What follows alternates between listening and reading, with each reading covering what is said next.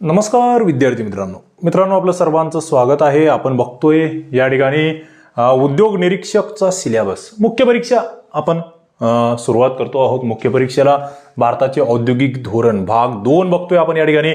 स्वातंत्र्योत्तर भारतात नेमकं कशा पद्धतीने आम्ही पुढे गेलो, अजून आपलं 1-2 भाग याच्यात होणार आहेत.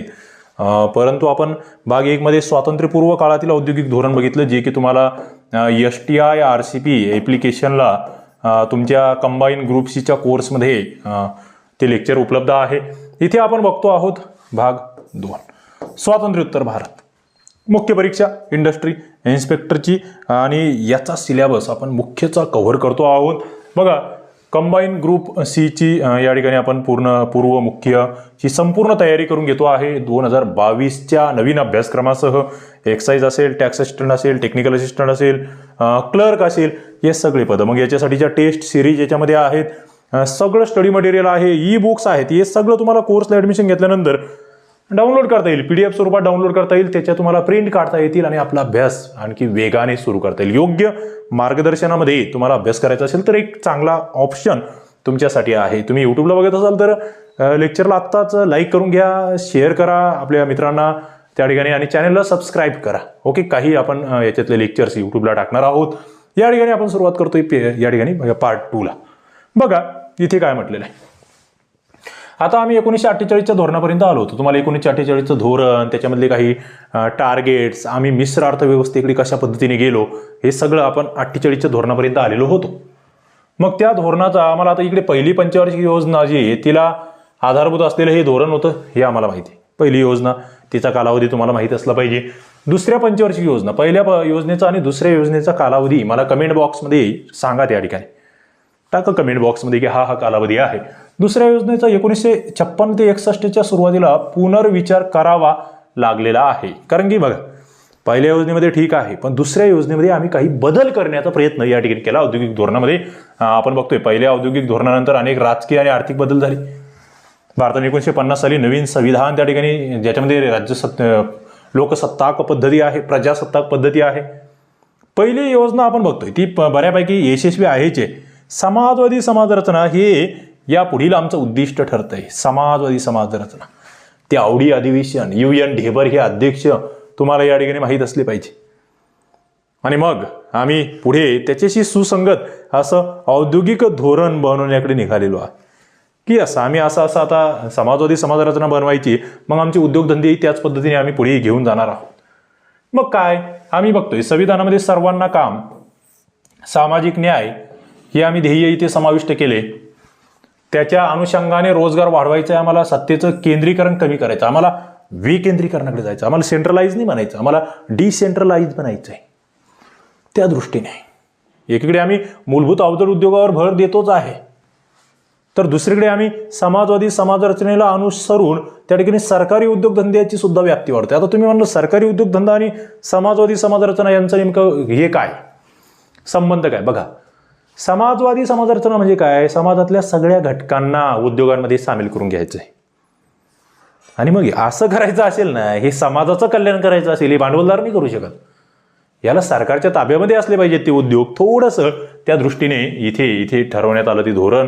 आपण बघतोय सुसंगत असं सगळ्या उद्योगांचं वर्गीकरण इथे करण्यात आलंय. 3 भागामध्ये आपण बघतोय की वर्गीकरण इथे 3 विभागामध्ये करण्यात आलेलं आहे.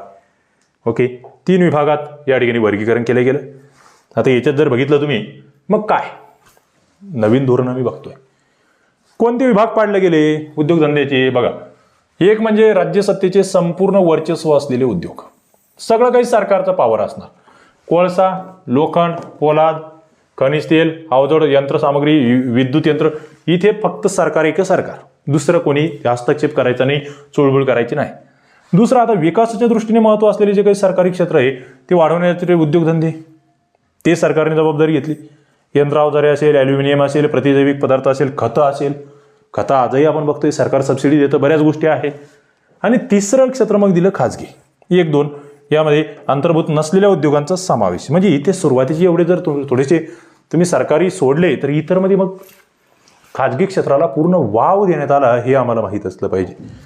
खाजगी क्षेत्राकडे ते सोपवून देण्यात आलं. मग इथे बघा, आता हे 1956चं जे धोरण आहे, लघु उद्योग, कुटीर उद्योग, रोजगार, विकेंद्रित अर्थव्यवस्था, त्यानंतर जे अल्प भांडवल आहे, हे 3 कारणं इथे महत्वाची होती. बघा, रोजगार तुम्हाला तर लागणार आहे आणि सगळ्यात महत्वाचं म्हणजे आमच्याकडे विकेंद्रित अर्थव्यवस्था आम्हाला तयार करायची. 3 गोष्टीवर फोकस आहे. जनतेला रोजगार भेटला पाहिजे, दुसरं आमचं विकेंद्रीकरण झालं पाहिजे, म्हणजे एकाच काही विशिष्ट वर्गाच्या हातात जायला नको भांडवल, आणि तिसरं होतं की आमच्याकडे पैसा पाहिजे तेवढा नव्हता, भांडवलाचा तुटवडा होता. 3 गोष्टी आहे. त्याच्यामुळे मग आम्ही इथे लघुउद्योग आणि कुटीर उद्योगांना प्राधान्य दिलंय. लक्षात घ्या, मुद्दे महत्वाचे. पुढे योजनेतील अवजड आणि मूलभूत उद्योग धरण्याच्या वाढीसाठी सुद्धा आपण बघतोय बरेच भांडवल खर्च होणार असल्यामुळे उपभोग्य वस्तूच्या पुरवठ्याकरिता लघुउद्योगांना आणि कुटीर उद्योगांना भर दिला गेला. आम्ही बघतोय आम्हाला अवजड उद्योग वाढवायचे, आम्हाला मूलभूत उद्योग, मोठे उद्योग वाढवायचे आम्हाला, पण मग त्याच्यावर जर खूप जास्त खर्च होणार आहे, त्याच्यात काही गुंतवणूक करावी लागणार आहे आधी आम्हाला, मग आमचा तो खर्च त्याच्यावरचा ताण कमी व्हावा म्हणून आम्ही लघुउद्योग आणि कुटीर उद्योग वाढवतोय. ओके. आणि परकीय भांडवलाविषयी पूर्वीच्याच धोरणाचा पुनरुच्चार त्या ठिकाणी करण्यात आलाय, म्हणजे परकीयांना आम्ही भांडवल गुंतवण्याला संधी देतोय. 48च्या धोरणामध्ये आपण हे बघितलेलं आहे. आता इथे सगळ्यात महत्वाचा मुद्दा आहे जे मागासलेले भाग आहे. आपण आताही बघतो की प्रादेशिक असमतोल. तुम्ही महाराष्ट्रात राहतात, तुम्ही म्हणतात चला पश्चिम महाराष्ट्र पुढारलेला आहे, मराठवाडा मागासलेला आहे, मग इथे नेमकं काय, तर त्या ठिकाणी विभागीय समतोल राखण्याचं या ठिकाणी इथे सुद्धा अंतर्भूत आहे. तांत्रिक आणि व्यवस्थापकीय वर्ग या ठिकाणी निर्माण करायचा आहे. त्यासाठी मग ते तंत्रशिक्षण द्यायचंय. तंत्रशिक्षण, टेक्निकल एज्युकेशन ज्याला आपण म्हणतोय. तुम्ही ITI सारखं जे संस्था आहे ते इथून आता पुढे येतील त्या. बघा, हा भारतीय औद्योगिक धोरण हे राज्यसेवेला सुद्धा आहे. हे PSIST ISO सुद्धा अर्थशास्त्रांतर्गत त्याच्यावर प्रश्न आलेले आहे. खरं म्हणजे याच्या आधी कसे प्रश्न आले ते आपण बघूया. मी ते कलेक्ट करतोय सगळे उद्योग धोरणावरचे प्रश्न, तुम्हाला कळेल की नेमकं काय करायचंय. आता इथे कामगारांचं हित तुमच्यासाठी महत्वाचं आहे, कामगारांना सहाय्य महत्वाचं आहे, कामाच्या स्थितीमध्ये, राहण्याच्या स्थितीमध्ये सुधारणा महत्वाची आहे. सरकारने केलं. दुसऱ्या पंचवार्षिक योजनेमध्ये या गोष्टींवर भर आहे. आता पुढे 3री योजना 1961 ते 66 मध्ये होती. तिथे औद्योगिक विकासाचा वेग, पुढील योजनांच्या औद्योगिक लक्ष्यांची, विशेषतः रोजगारीचे आणि राष्ट्र उत्पन्नाचे इष्टांक ठरवण्यात आले आणि उद्योगधंद्याचा आराखडा. बघा, सगळ्यात महत्त्वाचं आम्हाला उद्योगधंदे म्हटलं ना, रोजगार निर्मिती करायची आहे, आम्हाला देशाचं उत्पन्न वाढवायचं आहे. या बाबी तुमच्या डोक्यात सातत्याने असल्या पाहिजे, ते विसरून चालणारच नाही. आता पुढे दुसऱ्या योजनेप्रमाणे 3ऱ्या योजनेत सुद्धा अवजड उद्योगधंद्यांना अग्रक्रम आहेच. आपण बघतो योजना जेव्हा अभ्यासतो आम्ही, पहिली योजना कृषी, दुसरी उद्योग, 3री कृषी आणि उद्योग, म्हणजे इथे उद्योग गेलेला नाही 3ऱ्या योजनेतून. मग त्यामध्ये वाहतूक, खनिजे यावर भर आहे, कारण इथे तंत्रज्ञान, यंत्रज्ञान झपाट्याने प्रगती होते. स्वयंचलित अर्थव्यवस्था आमच्यासाठी महत्वाची आहे. आणि मग 1956चं जे उद्योग धोरण आहे याच्यानुसार ही 3री योजना जी आहे त्याच्यातली दिशा ठरते. 56चं उद्योग धोरण तुम्हाला माहीत असलं पाहिजे. पुढे वार्षिक योजना आम्ही बघतोय 1966 ते 68च्या दरम्यान. पहिल्या 2 वर्षामध्ये औद्योगिक विकास एकदम कुंठित झालाय, पण 1968 मध्ये औद्योगिक उत्पादन पुन्हा वाढू लागलंय. सरकारच्या धोरणामध्ये विशेष बदल नाहीये, पण काही ठिकाणी प्रयत्न चालू आहे. म्हणजे वर्तमानपत्रासाठी लागणाऱ्या कागदाचे उत्पादन नेपा कारखान्यांनी वाढवलंय. नेपानगरचा कारखाना तुम्हाला माहीतच असला पाहिजे, तोंडपाठाच असला पाहिजे. पुढे बऱ्याच समस्या होत्या. वाढता उत्पादन खर्च, औद्योगिक प्रकल्पांच्या पूर्तीसाठी होत असलेला विलंब, या समस्याकडे लक्ष दिलं गेलं पाहिजे, हे सरकारच्या लक्षात येते. भांडवल गुंतवावं लागेल, स्पीड वाढवावा लागेल. मग 4थ्या योजनेत काय होतं, 1969 ते 74 मध्ये 56च्या ठरावातील जे औद्योगिक धोरण आहे ते कंटिन्यू केले गेलं. बघा, इथे हे मुद्दे फार महत्वाचे. पंचवार्षिक योजना निहाय आमचं कसं बदलत जातंय धोरण, हे याच्यातून आम्हाला दिसतंय. हे व्यवस्थित तुम्हाला नोट डाऊन करून घ्यायचं आहे. आता ज्याचं थोडंसं डेव्हलप झालंय नोट्स काढण्याचं स्किल, तो विद्यार्थी बरोबर नोट्स काढणार आहे त्या. आणि ते मी तुम्हाला शिकवलंय कशा काढायचे नोट्स. तुम्ही माझ्या नोट्स काढा, पहा. आपण ई-बुक्स तुम्हाला दिले, ते वाचा, जरा चाळा तरी ते, किमान ते PDFs डाउनलोड करून बघा त्या. मग इथे काय, मूलभूत आणि मोक्याचे उद्योगधंदे सरकारी क्षेत्रात त्यांचा विस्तार करण्यात आला. खाजगी क्षेत्रातील उद्योगधंद्यांना सुद्धा वाव देण्यात आला. पुढे उद्योगधंद्यांचा अग्रक्रम त्या ठिकाणी जसा होता आधीचा तसाच, आणि इथे जे असमतोल आहे ते संरचनेमधला तो कमी व्हावा म्हणून प्रयत्न चालूच आहे. ओके, अशा पद्धतीने या ठिकाणी पुढे जातोय आपण 4थ्या योजनेमध्ये. मग काय प्रयत्न चालू आहे बघा. आम्ही काय प्रयत्न करतोय की उद्योगधंद्याच्या हल्लीच्या क्षमतेचा अधिक पूर्णत्वाने उपयोग झाला पाहिजे. पूर्णत्वाने उपयोग, ज्या उद्योगामध्ये जेवढी क्षमता आहे वाढण्याची, तिला जास्तीत जास्त वाढ त्याची झाली पाहिजे, हा पहिला मुद्दा. 3य योजनेतील अपूर्ण, हे बघा, हे अपूर्ण प्रकल्प जे आहे ना, हे तडीस नेणे, हा फार महत्वाचा इश्यू होता. तो आजही चालू आहे. तुम्ही तुमच्या आजूबाजूला मोठे मोठे प्रोजेक्ट अपूर्ण राहिले बघतात ना, तेव्हा कसं होतं बघा. पुढे सरकारच्या सामाजिक धोरणाला बाधा न येता नवीन कारखाने काढण्याऐवजी हल्लीच्या कारखान्याचे उत्पादन वाढवणं. म्हणजे बघा, फक्त नवीन नाही काढायचं, सध्याची कारखाने चालू आहे त्यांचं उत्पादन कसं वाढेल. आणि पुढे नियोजित औद्योगिक धोरणाचा संमिश्र अर्थव्यवस्था हाच पाया आहे.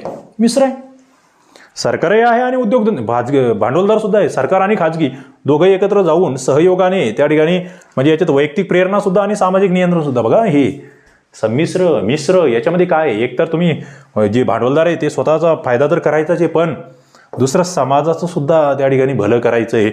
मिश्र अर्थव्यवस्थेचं वैशिष्ट्य हे तुम्हाला माहीत असलं पाहिजे. इंटरेस्टिंग आहे, कारण भारताने अंगीकारलेली लोकशाही आहे, त्याच्यामध्ये औद्योगिक स्वातंत्र्य आहे, पण त्याचा गैरउपयोग जो आहे त्याला प्रतिबंध घालायचा आहे. त्या स्वातंत्र्यावर थोडंसं नियंत्रण ठेवायचं आहे, त्याला योग्य वळण लावायचं आहे. हे म्हणजे आव्हान होतं त्यावेळेच्या सरकारसमोर. तेव्हाचा ते पेलल्या गेलं. आपण बघतो मिश्र अर्थव्यवस्थेमध्ये काय, एक तर स्वातंत्र्य आहे आणि थोडंसं नियंत्रण सुद्धा आहे, याचा समन्वय आहे. मित्रांनो, या कन्सेप्ट क्लिअर होत जातात. तुम्ही जेवढे जास्त वाचत जाल नाही तेवढं तुम्हाला हे क्लिअर होत जाईल. आणि मग त्याच्यामुळे आम्ही मिश्र अर्थव्यवस्था स्वीकारली. मिश्र अर्थव्यवस्था आम्ही का स्वीकारली, आता हे तुम्ही अर्थशास्त्रात वाचलंय, तुम्हाला मी सांगितलंय 9वी 10वी 11वीचे पुस्तकं वाचा नीट. मी त्याच्यावरचे लेक्चर्स घेतले, तुमच्या कोर्समध्ये अवेलेबल आहे. इथे काय, मिश्र अर्थव्यवस्था स्वीकारे, परंतु औद्योगिक प्रगतीला गती देण्यासाठी ज्या ठिकाणी सरकारने औद्योगिक क्षेत्रात प्रभावीपणे भाग घेणं अनिवार्य झालं, त्या ठिकाणी सरकारने ती जबाबदारी मानून सरकारी क्षेत्राचा विस्तार केला. बघा, म्हणजे मिश्रामध्ये काय, सरकार सुद्धा कामं करणार, खाजगी लोक सुद्धा कामं करणार. आता पुढे 51ची जी अधिनियम आहे, हा औद्योगिक विकास व नियम अधिनियम, त्याच्यामुळे उद्योगांचा विकास आणि नियमन याबाबत केंद्र सरकारला सल्ला देण्यासाठी एक केंद्रीय उद्योगविषयक सल्लागारी परिषद स्थापन करण्यात आली. ही संस्था तुम्हाला माहीत असली पाहिजे, केंद्रीय उद्योग विषयक सल्लागारी परिषद. त्याचप्रमाणे विविध उद्योगांसाठी विकास परिषद आहे. सध्या त्या 13 परिषदा आहे. मग त्या वेगवेगळ्या याच्यासाठी उद्योगासाठी ते कागद वगैरे, औषध, मोटरगाडी, अवजड उद्योग, प्रत्येकासाठी एक स्वतंत्र परिषद आहे. त्या उद्योगाला फोकस करणारे कातडी, वस्त्र, खाद्यपदार्थ, तेल, कार्बनिक, अगर्ष, साखर, यंत्र, हत्यारे, हे प्रत्येकाच्या. आता मग याच्यामधल्या काहींच्या पुनर्रचना तुम्हाला देखील दाखवली जाते. एक सहज हे माहीत असावं बघतो, ही धातू आणि मिश्र धातूची विकास परिषद रद्द करण्यात आली आहे, त्याच्याऐवजी सल्लागारी परिषद आणलेली आहे. हा एक इतिहास आहे, भारताच्या उद्योग धोरणाचा हा इतिहास आहे. आता लेटेस्ट आता सध्या काय चालू आहे त्याचं एक स्वतंत्र पुढे मी लेक्चर घेईल की आता सध्या 2021 मध्ये आम्ही काय करतोय, 2000 नंतर आम्ही काय बदललो, 21व्या शतकामध्ये आमचं उद्योग धोरण कसं आहे तेही तुम्हाला अभ्यासायचं आहे. ते मी घेईल, ते तुम्ही बिनधास्त राहा, आपण सगळे मुद्दे घेणार आहोत. मग या विकास परिषदांवर उद्योगांचा व्यवस्थापक वर्ग असतो, कामगार असतात, ग्राहक असतात, तज्ज्ञ असतात. म्हणजे कोण असतं बाबा या विकास परिषदांमध्ये ते तुम्हाला इथे कळतंय. यांचं कार्य काय आहे, कार्यक्षमता आणि उत्पादकता वाढवणे, तसेच त्या उद्योगाशी संबंधित उद्योगधंद्याच्या सेवा क्षमतेमध्ये सुधारणा करणे, याच्यासाठी या उद्योग परिषद आहे हे माहीत असावं तुम्हाला.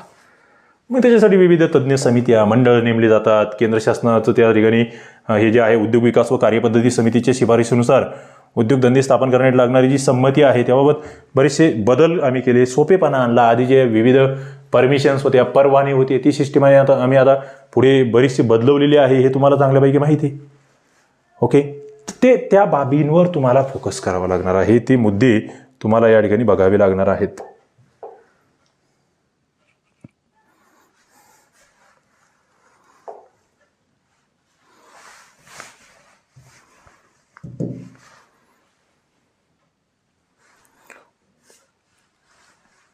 पुढचं पेज आपलं ओपन होत नाहीये, आपण करूया, काही विषय नाही. 17, 18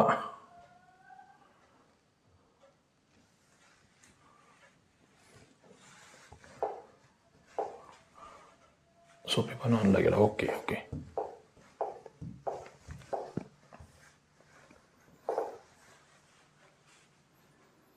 बघा महत्वाचे हे सगळे मुद्दे. आता पुढे काय म्हटलं जाते, पुढे काय म्हटलं जाते आमच्यासाठी जे महत्वाचं आहे बघा, शासकीय सुधारणा आयोग, शासकीय सुधारणा आयोग व नियोजन आयोग यांच्या शिफारशीच्या आधारे जुलै 1967 मध्ये औद्योगिक परवाना धोरण चौकशी समिती नेमल्या गेली. हिने 69 मध्ये अहवाल सादर केला आणि परवाना धोरणामध्ये मग बदल करण्यात आला. बघा, हे इन्स्पेक्टर राज, हे खरं म्हणजे 1991ला हे मुख्यत्वे याच्यात फार मोठा बदल झाला, पण इकडे आधीपासून ती प्रोसेस सुरू झाली होती की एवढे बंधनं जर तुम्ही उद्योगांवर आणले तर उद्योगधंदे विकसित होणार कसे, हा फार महत्वाचा मुद्दा आहे. मग इथे थोडं थोडं आम्ही काय केलं, उद्योगांची स्थिर मत्ता स्वरूपात 1 कोटी रुपयाहून अधिक गुंतवणूक नसेल, याला विशिष्ट संरक्षित उद्योग म्हटलं गेलं, लघुउद्योगासाठी राखून ठेवण्यात आलेले उद्योग असेल, मूल महत्त्वाचे संरक्षणाच्या दृष्टीने आवश्यक उद्योगधंदे असेल, ते अपवाद याला होते, त्यांच्या परवाना कायद्याच्या तरतुदीतून त्यांना माफ करण्यात आलं. म्हणजे बघा, तुम्हाला मी म्हणतो इन्स्पेक्टर राज जे होतं ना, कुठेतरी चर्चा सुरू झाली की नाही उद्योग वाढवायचे असेल ना, तर त्याच्या परमिशन्स वगैरे आहेत त्या कमी झाल्या पाहिजे. एक सुरुवात आहे. मग आता याच्यामध्ये बघा, उद्योगधंदा मोठ्या उद्योग समूहाच्या मालकीचा असता कामा नये, काही इथे नियंत्रण आणले गेले. तो परदेशी कंपनीने किंवा तिच्या शाखेने, तिच्या गौण कंपनीने काढलेला नसावा. म्हणजे सवलती कोणाला, मुद्दा लक्षात घ्या, सवलती कोणाला दिल्या आम्ही, त्याला हे काही अपवाद जे होते ते, की मोठे उद्योगधंदे त्यांना नाही, परदेशी कंपनीने काढले असेल त्यांना नाही त्या सवलती, म्हणजे विशिष्ट. त्याच्यानंतर ज्या उद्योगाला अवजड सामग्रीची प्रदेशातून आयात करण्यासाठी 10 लाख रुपयापर्यंत किंवा स्थिर मालमत्तेच्या वाढीव मूल्याच्या 10% रक्कम, या दोन्हीपैकी कोणती कमी असेल तेवढीच रक्कम परदेशी चलनाकरता उपलब्ध होऊ शकेल. असे काही मुद्दे, थोडेशा तरतुदी आहे, महत्त्वाच्या जुन्या तरतुदी आहे, पण तुम्हाला हे कळू शकतात. पुढे मग परदेशी चलन खर्च कामा, म्हणजे यांना सूट भेटेल. जे मोठे उद्योग आहे त्यांना सूट नाही. बाबा आपले जे स्थानिक आहे त्यांना थोडंसं आपण ते जे म्हणतो ना, स्थानिकांना प्राधान्य, तसं या ठिकाणी झालं. ओके, या ठिकाणी तेवढ्या बाबी लक्षात ठेवा. इथे जास्त डीपमध्ये घुसायची गरज नाहीये. पुढे आपण जातोय फेब्रुवारी 1970 मध्ये औद्योगिक परवाना धोरणामध्ये आणखी काही बदल झाले. हे बदल होत आहेत, हे 1991 मध्ये फार जास्त झाले, त्याच्यावर आपण येऊ पुढच्या लेक्चरमध्ये, ते आपण घेऊ.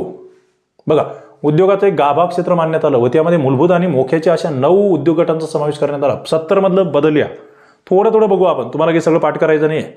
त्याच्यासाठीचे सविस्तर योजना आखल्या जाऊन त्यासाठी आवश्यक निविष्टी आणि परकीय चलन राखून ठेवण्याची व्यवस्था करण्यात आली. मग याच्यामध्ये काय आहे, इतर काही बाबी इथे केले गेले. 5 कोटी रुपयाहून अधिक गुंतवणूक लागणारे सर्व कारखाने अवजड उद्योग क्षेत्रात मानायची. मग त्यावेळेच्या तरतुदी आहेत. 5 कोटीपेक्षा जास्त असेल तर ती मग अवजड आहे.